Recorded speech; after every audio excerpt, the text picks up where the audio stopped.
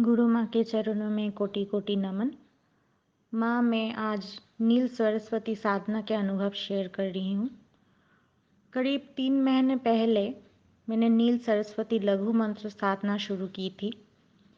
पहली सिटिंग में मैंने 11 दिन साधना की और हर रोज़ 31 मतलब 31 माला जाप कर रही थी मैं। लॉकडाउन के चलते बाहर निकलना बहुत मुश्किल था, इसलिए 6 महीने से मैंने ऑनलाइन में काम शुरू की थी। घर बैठ के कंप्यूटर में मैं काम करती थी। जब मैंने इनिशियली काम स्टार्ट की तब बहुत ज़्यादा प्रेशर लगता था। कुछ दिन काम करने के बाद तो ऐसा लगा कि नहीं होगा मुझसे, बहुत फ्रस्ट्रेटेड हो गई मैं। मतलब उतना वर्क प्रेशर मैं ले ही नहीं पा रही थी। हर रोज़ लगता था कि मैं मना कर दूँ, मैं बॉस को कह दूँ कि नहीं होगा, आई एम क्विटिंग। लेकिन फिर भी पैसे की तंगी तो है ही, खुद कुछ करना भी चाहती हूँ, तो जैसे तैसे मैंने चालू रखा अपना काम। और इन बिटवीन मैंने माँ की साधना भी शुरू की। साधना के दूसरे दिन उस वक्त भी वर्कलोड तो था ही। ऐसा मुझे लगा, पहले मैं और एक बात बोल देती हूँ। जब मैं काम करती थी तब स्ट्रेस तो बहुत ज़्यादा रहती थी।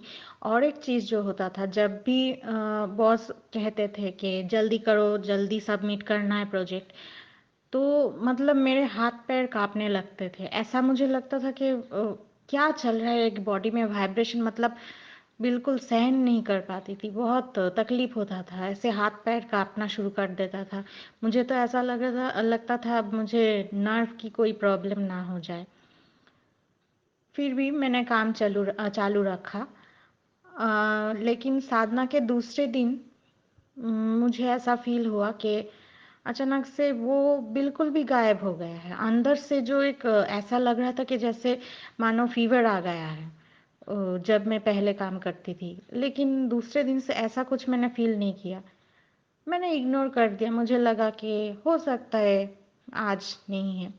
लेकिन मैं उस चीज़ को नोटिस करती रही और हर दिन मैं ये देखती रही कि वो हाथ पैर कांपना बिल्कुल बंद हो गया है।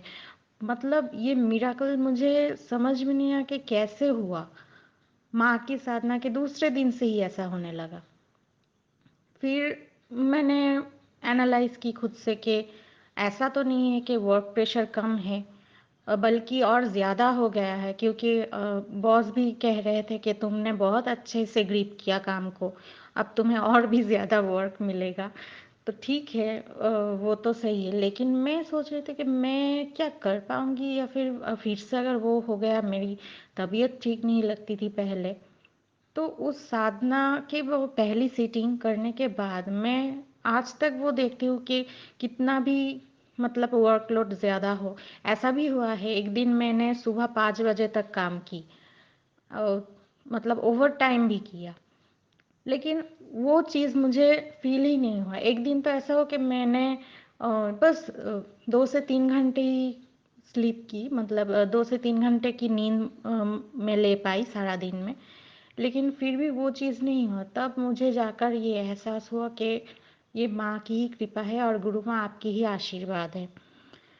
और एक चीज़ जो मैं कहना चाहती हूँ, साधना के दौरान जो अनुभव मुझे हुए वो ये था कि माला जो मैं जाप कर रही थी, एक दिन मैंने देखा कि वो माला काफ़ी भारी हो चुका है और वो मन का बहुत, मतलब ऐसा लग रहा था कि बहुत टाइट हो गया है। अचानक से ही मुझे ये फील हो रहा था। मैं थोड़ा घबरा भी गई थी, क्योंकि मुझे लगा अगर माला टूट गया तो मैं क्या करूँगी, कैसे पूरा करूँगी साधना। तो ये थोड़ा अंदर से थोड़ा डर लगा।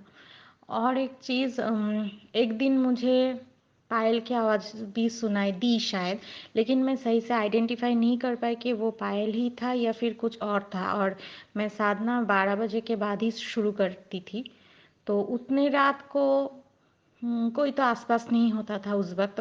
खैर वो तो नवरात्रि था, दुर्गा पूजा वाली। तो लेकिन मतलब इस साल तो उतना ज़्यादा शोर शराबा नहीं है।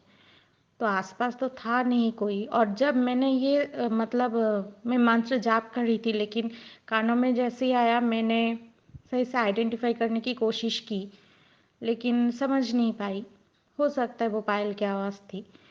और मैं क्या कहूँ, बहुत अच्छा, बहुत अमेजिंग मेरा एक्सपीरियंस था। और बॉडी में जो शिवरिंग हो रही थी वो पहले दिन से ही चालू हो गई थी। रीढ़ की हड्डियों में वाइब्रेशन आना बहुत अच्छा लगा मुझे। और माँ, आप मुझे आशीर्वाद कीजिए कि मैं इस साधना को और भी सफल कर पाऊँ, माँ की दर्शन मुझे हो। वो अभी तक तो नहीं हुए, लेकिन मैं जानती हूँ कि माँ तो माँ ही होते हैं। क्योंकि जब मैंने पहले दिन उनको प्रतिष्ठा करके पूजा स्टार्ट कर रही थी, उस वक्त मैं रो ही रही थी उनके सामने कि माँ, मैं बहुत तकलीफ में हूँ माँ। अपनी आप तो सब जानते हो, लेकिन माँ आप कहीं से भी मुझे बचाओ, मेरी फैमिली को बचाओ। और गुरु माँ आप जैसे बोलते हैं ना कि माँ सिर्फ भाव की भूखी है। सच में माँ तो माँ ही होता है।